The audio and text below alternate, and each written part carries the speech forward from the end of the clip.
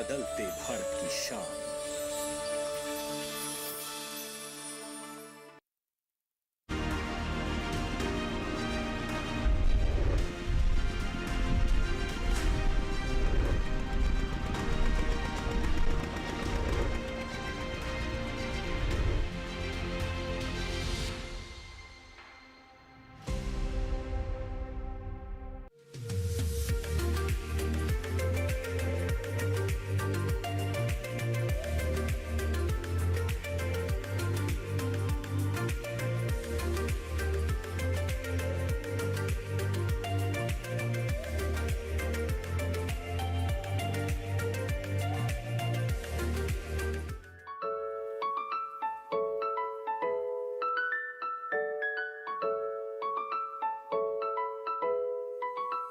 श्रेष्ठ संस्थान में सफर जारी है। केंद्रीय भैंस अनुसंधान संस्थान का पिछली कड़ी में इस संस्थान के सफर की शुरुआत हुई थी। अब तक CIRB की कार्यप्रणालियों और उपलब्धियों को जानते हुए विभिन्न विभागों का जायजा लिया था। स्वास्थ्य, आहार और नस्ल सुधार के लिए हो रहे अनुसंधानों का ज्ञान अर्जित किया था। अब बारी है सफर को आगे बढ़ाने की।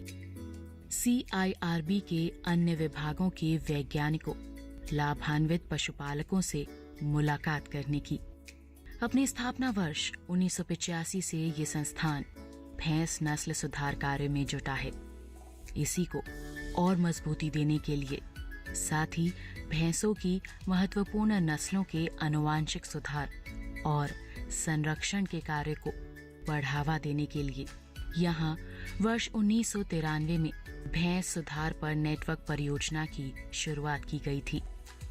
इस परियोजना के मुख्य उद्देश्य हैं आनुवांशिक रूप से बेहतर युवा सांड उत्पादन के लिए प्रजनन योग्य भैंसों के कुलीन झुंड की स्थापना करना, संस्थान के संबंधित पशु समूह तथा क्षेत्र संतति परीक्षण के माध्यम से सायर या पिता का मूल्यांकन करना, उच्च आनुवांशिक गुण वाले नर जमता का उत्पादन, परीक्षण, फैलाव और संरक्षण करना। वर्तमान में ये परियोजना 6 कृषि विश्वविद्यालय आधारित केंद्रों तथा 8 ICAR संस्थान पर आधारित केंद्रों के माध्यम से क्रियान्वित की जा रही है।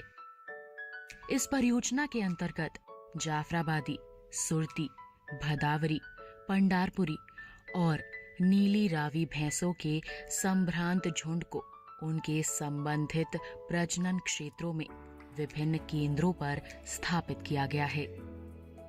इन सभी केंद्रों पर सीमन फ्रीजिंग प्रयोगशाला भी स्थापित की गई है।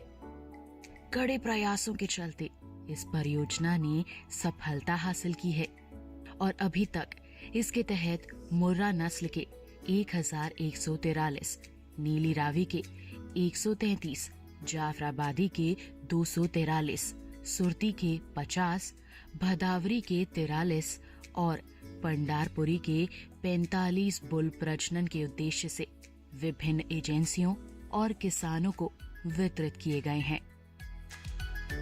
हमारे यहाँ से जितने भी हमारे पास जो नर पशु हैं उनका हम जो कुछ पशु तो हम जो हैं उनको झोटों को जो है ब्रीडिंग के लिए इस्तेमाल करते हैं और कुछ जो हमारे पास क्योंकि जो MSP है उस हिसाब से अगर 3000 से ऊपर का जो उसकी माँ का दूध है तो उन्हीं को हम जो है झोटों को सेलेक्ट करते हैं और उनका जो है हम वीर्य उत्पादन करते हैं और वीर्य उत्पादन का जो है उनको सबको रखते हैं और हमारे संस्था से जो वीर्य है वो भी हम जहाँ जहाँ पे देश के अलग अलग कोने में जहाँ ज़रूरत है वहाँ पे उसकी सप्लाई करते हैं।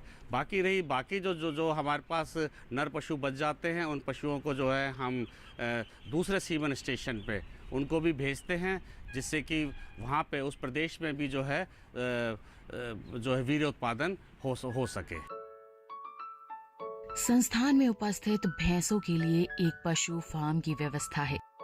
इस पशु फार्म में आनुवांशिक योग्यता वाले मुर्रा नस्ल के लगभग 550 भैंसों का झुंड है, जिसमें विभिन्न श्रेणियों के पशु जैसे दुधारू भैंस, शुष्क भैंस, बछिया, कटरा, कटरी तथा युवा नर शामिल हैं।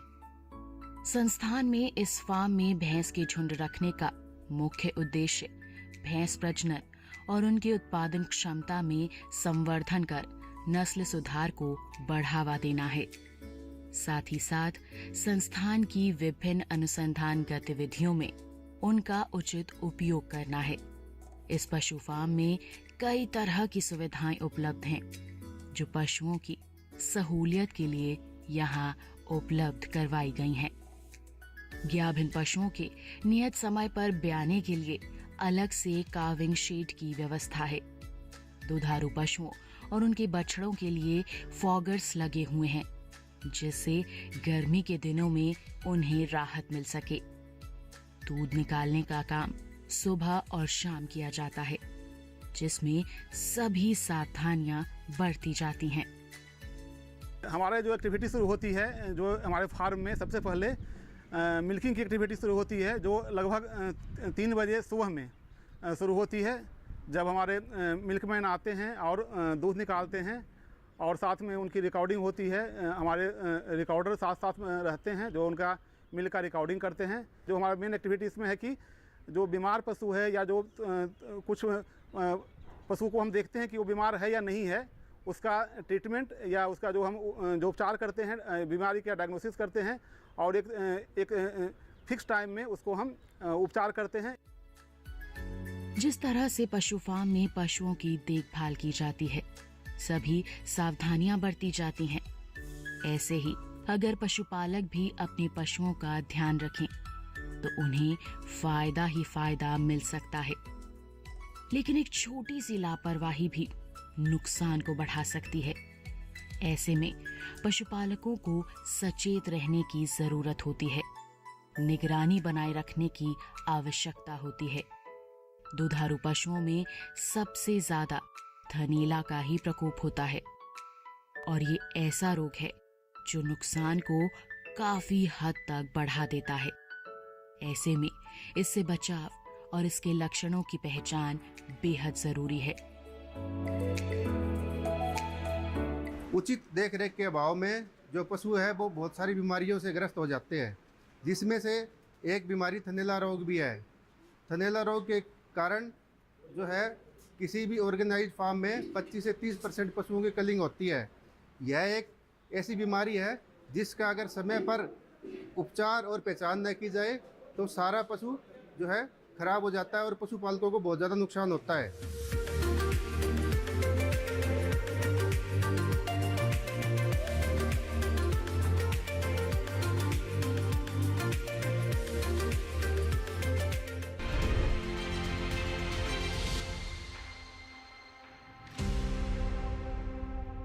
रोज सब्जी का स्वाद बढ़ाए और घर वालों का प्यार पाए। गोल्डी सब्जी मसाले, जहाँ जाए रिश्ते बनाए, गोल्डी मसाले।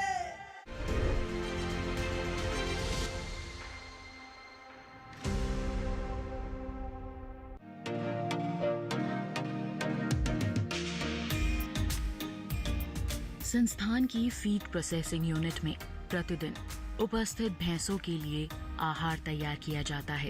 करीब 525 भैंसों के लिए रोजाना करीब 20 से 22 क्विंटल सांद्र मिश्रण तैयार किया जाता है।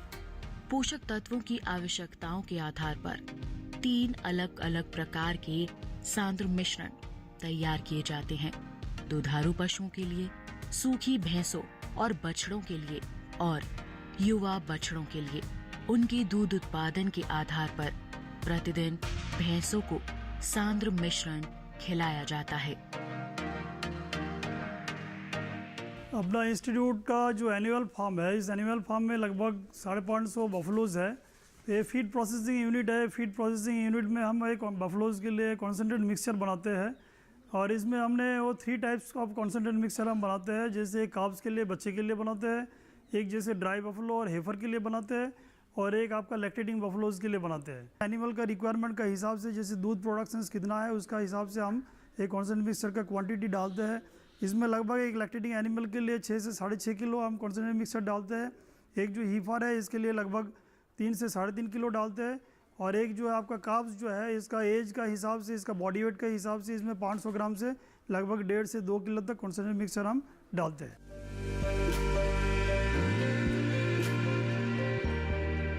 हमारे देश में हरे चारे की कमी मुख्यतः मई, जून और नवंबर, दिसंबर के महीनों में होती है। किसान या पशुपालक यदि उचित फसल योजना बनाकर साइलेज या हे बनाएं तो पूरे साल ये पशुओं को खिलाया जा सकता है, जिससे साल भर पशुओं को पोषण मिल सके। पशुओं की पोषण आवश्यकता पूरी होगी तो दूध उत्पादन, गर्भधारण, श्वास तंत्र, पाचन तंत्र और दृष्टि को भी फायदा मिलेगा। हमारा फार्म तकरीबन 700 एकड़ का फार्म है। इस पे हम पूरे साल जई, बरसीम, ज्वार, मक्की ये चारा उगाते हैं ताकि पशुओं को पूरे साल हरा चारा मिलता रहे। हरा चारा खुआने के पशुओं के क्या लाभ होते हैं? हरा चारा खुआने से पशुओं को विटामिन ई जो किसी भी सोर्स से नहीं मिलता वो हरे चारे से मिलता है, जो को पशुओं के ज्ञापन होने में और उसके स्वास्थ्य को ठीक बनाए रखने में बहुत ही लाभदायक होता है। एक भैंस पालने में एक दिन में कितना खर्चा होता है? लगभग एक दिन में 250 से 300 रुपये जो है भैंस पालने में खर्चा होती है। उसमें ज़्यादा मतलब 65 to 70% जो लागत जो होती है फीड और फॉडर का ऊपर लगती है। इसलिए किसान को लागत कम करके फिर आमदनी में ज़्यादा बढ़ानी है। इसलिए लागत कम करने से उसका आय जो है बढ़ेगा।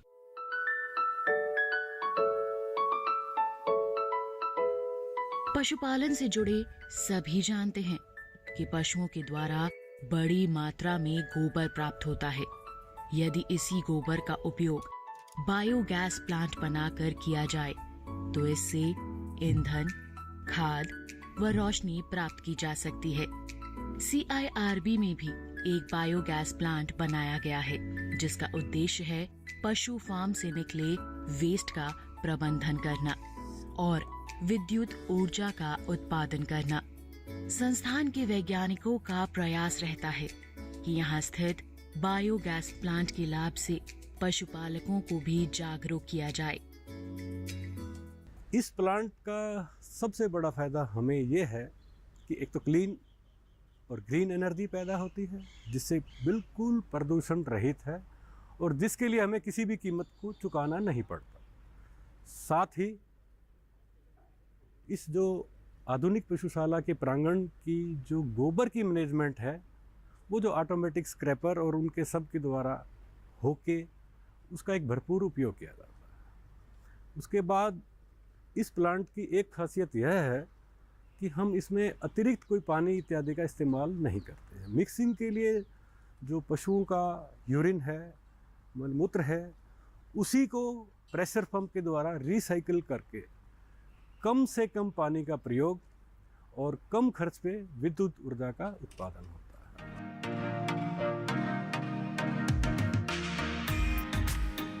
संस्थान अनुसंधान कार्यों के साथ साथ पशुपालकों का साथी भी है। हर वो किसान जिसके पास जोत की कमी है, बेरोजगार युवा या आदिवासी गरीब परिवार, सभी के उत्थान के लिए ये संस्थान उनका साथ निभाता है। जहां गरीब परिवारों को भैंस आवंटित की गई है, अब इन क्षेत्रों के लोग भैंस पालन से जुड़कर अपने जीवन में सुधार कर रहे हैं। भारत सरकार की एक योजना है ट्राइबल सब एरिया में उनका गरीबों को उत्थान करना, और ये संस्था 2015 से इस तरफ कार्य कर रही है। और हमने वहाँ पर जाकर किसानों को ट्रेनिंग दी है भैंस पालन से संबंधित, और वहाँ के लोगों को निःशुल्क कुछ चीज़ें दी हैं, जैसे 7 भैंसें दी हैं, 4 जोटे दिए हैं। और वहाँ के जो राजस्थान पशुपालन विभाग के साथ मिलकर हम वहाँ की पशुपालन को बढ़ावा देने के लिए और वहाँ की नस्लों को सुधार करने के लिए हमने यहाँ से निःशुल्क उत्तम बीज दिया है। हमने ट्रेनिंग यहाँ से की और यहाँ से पशुओं के बारे में जाना भी, उनको कौन सी बीमारियाँ हैं, उसका क्या क्या सॉल्यूशन है, क्या हम कर सकते हैं, कौन सी नस्ल मतलब अच्छी नस्ल हम लेने के लिए हमें क्या करना चाहिए, ये सारी चीज़ें हमें यहाँ से मिली। और उसके बाद हम तब से इतना अच्छा मतलब अपने फार्म पे काम कर रहे हैं कि बीमारियां तो लगभग ना के बराबर है और हमारी पशुओं के भी मतलब अच्छी नस्ल हम सुधार रहे हैं। इतने सालों में हमने अपनी जो भैंसें थी ना, जो कम दूध वाली थी और जो कम नस्ल की थी, उन्हीं को सीमन यूज़ करके और अच्छे मतलब बुल का वो यूज़ करके और काफ़ी सुधार किया है। संस्थान में स्थित टोट यूनिट यानी तकनीकी हस्तांतरण विभाग देश भर के भैंस पालकों से जुड़ा हुआ है। इस यूनिट द्वारा समय समय पर भैंस मेलों का आयोजन किया जाता है। गोष्ठी या प्रशिक्षण कार्यक्रम आयोजित किए जाते हैं, जिससे देश भर के किसान जुड़ते हैं। संस्थान में फार्मर्स फर्स्ट प्रोग्राम के तहत भैंस पालकों को पूरा सहयोग भी दिया जाता है। केंद्रीय भैंस अनुसंधान संस्थान ये किसानों से जुड़ाव रखने के लिए तकनीकी हस्तांतरण विभाग का बना रखा है इन्होंने, और उससे जुड़ाव रखने के लिए हम लोग पूरे साल कई तरह के कार्यक्रम करते हैं, जिसमें सबसे महत्वपूर्ण हमारा कार्यक्रम होता है भैंस मेला। इस भैंस मेले में हम भैंसों की प्रदर्शनी लगाते हैं। उसमें भैंसों की कई तरह की हमारी प्रतियोगिताएं भी होती हैं, जिसमें यहाँ स्थानीय क्षेत्र के काफ़ी सारे लोग अपनी भैंसें लाते हैं और उसमें पुरस्कार लेके भी जाते हैं। यहाँ हमारे किसानों को बहुत कुछ बताया गया है, टीका के बारे में बताया गया है, और जो टीका किस टाइम पर लगाना चाहिए और किस तरह के टेम्परेचर में होनी चाहिए, और इस टीके से हमें मान लो मुर्रा नस्ल की मान लो कट्टी मिलेगी जिसके दूध ज़्यादा होगा और उससे हमारी आमदनी बढ़ेगी।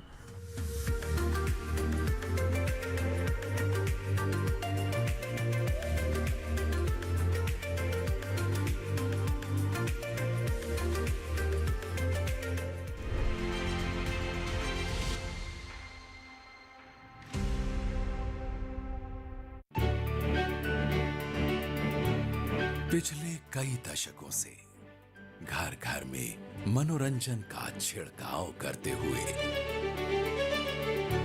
आपसी प्यार, बड़ों का आदर, पारिवारिक रिश्तों की गरिमा दर्शाता भारतीय संस्कृति का आईना। परिवार जोड़े, देश जोड़े, देश का पहला चैनल, देश का अपना चैनल, डीडी नेशनल।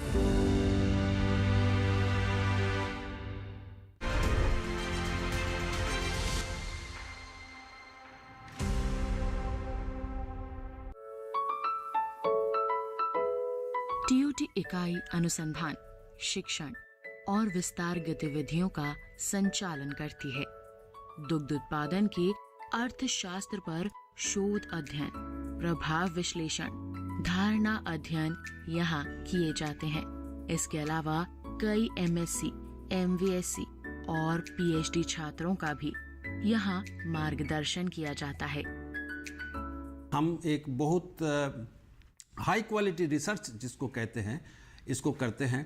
हमारा शोध पत्र काफ़ी उच्च कोटि की जर्नल में छपता है। हमारा जो टेक्नोलॉजी है इसको पेटेंट कराते हैं, और जो हमारा पेटेंटेड टेक्नोलॉजी है इसको हम कमर्शियलाइज करने का कोशिश करते हैं। डेयरी व्यवसाय अच्छा मुनाफा दिलवाता है, बशर्ते इसकी बारीकियों का ज्ञान हो, जिसके लिए संपर्क किया जा सकता है हरियाणा के हिसार में स्थित केंद्रीय भैंस अनुसंधान संस्थान का, जहां पर प्रशिक्षण कार्यक्रमों का आयोजन किया जाता है, जिसके माध्यम से देश के कोने कोने से आए प्रशिक्षणार्थियों के साथ न केवल डेयरी व्यवसाय संबंधित बल्कि भैंस पालन से जुड़ी हर जानकारी साझा की जाती है। ये संस्थान फार्मर्स प्रशिक्षण कार्यक्रम हर महीने कराते हैं। हमारे इस प्रशिक्षण का मेन उद्देश्य ये रहता है कि फार्मर्स की या जो युवा या महिला किसान हैं वो ज़्यादा से ज़्यादा मुनाफा इस भैंस पालन में कैसे लें। मैं यहाँ पर पहली बार ट्रेनिंग लेने के लिए आ रहा हूँ। इससे मेरे को भैंस पालने के बारे में ट्रेनिंग लेनी है, तो मैं मेरी इनकम बढ़ाना चाहता हूँ। प्रशिक्षण कार्यक्रम में भाग लेने आए लाभार्थियों के लिए मूलभूत सुविधाओं का प्रबंध भी संस्थान में किया जाता है। परिसर के अंदर एक गेस्ट हाउस है जहां सभी के ठहरने की व्यवस्था की जाती है। कैंटीन में भोजन उपलब्ध हो जाता है। वहीं पुस्तकालय तो ज्ञान का भंडार है जहां भैंस पालन से संबंधित सभी पुस्तकें उपलब्ध रहती हैं। संस्थान का रुख कर किसान खाली हाथ नहीं बल्कि अमूल्य ज्ञान लेकर लौटते हैं। एक हफ्ता की 3 दिन की ट्रेनिंग वैज्ञानिक यहाँ से जाते हैं टीम बन के और पूरे किसान को समझाते हैं भाई थोड़ी खर्चे में ज़्यादा दूध कैसे प्राप्त करें। मैंने यहाँ से फरवरी 2023 में से ट्रेनिंग प्राप्त किया है और मैंने ट्रेनिंग के दौरान पता किया कि कम खर्चे में भैंस पालन कैसे किया जाए और सबसे खास बात है कि खनिज मिश्रण कैसे बनाया जाए। CIRB के वैज्ञानिकों का पूरा प्रयत्न रहता है पशुपालकों को आर्थिक रूप से मजबूती प्रदान करने का। जो पशुपालक किसी कारणवश संस्थान का रुख नहीं कर पाते, उनके लिए CIRB में खास प्रबंधन किया गया है। CIRB द्वारा सोशल मीडिया प्लेटफॉर्म का उपयोग किया जाता है जिसके माध्यम से भैंस पालन का ज्ञान साझा किया जाता है जो भैंस ज्ञान केंद्र के नाम से जाना जाता है। खास तौर पर फेसबुक और यूट्यूब के जरिए इस कार्य को पूर्ण किया जा रहा है। यहाँ पर इस यूनिट के अंतर्गत हम लोग किसानों के लिए कैसे कंप्यूटर का यूज़ करके उनकी सहायता कर सकते हैं और उनसे कनेक्ट हो सकते हैं। जैसे कि एक एग्जांपल मैं आपको बताती हूँ कि हमने बफलोपीडिया नाम से एक वेब पोर्टल डेवलप किया है जिसके अंदर हमें भैंस से संबंधित सभी जानकारियाँ उपलब्ध हैं। वो हिंदी माध्यम में भी हैं और इंग्लिश माध्यम में भी हैं। तो किसान भाई जो यहाँ पर संस्थान में आके ट्रेनिंग नहीं कर सकते या अपने घर पे रह के कुछ ज्ञान प्राप्त करना चाहते हैं, वैज्ञानिक रूप से भैंस को कैसे पाला जाए, उससे संबंधित जानकारी इस वेब पोर्टल पर मिलती है। केंद्रीय भैंस अनुसंधान संस्थान अथक प्रयास कर रहा है भैंस पालन को और भी अधिक सफल बनाने के लिए। पशुपालकों का साथ निभा रहा है। अपनी स्थापना से लेकर अब तक का सफर कैसा रहा है, आइए चलते चलते डालें उस पर भी एक नजर।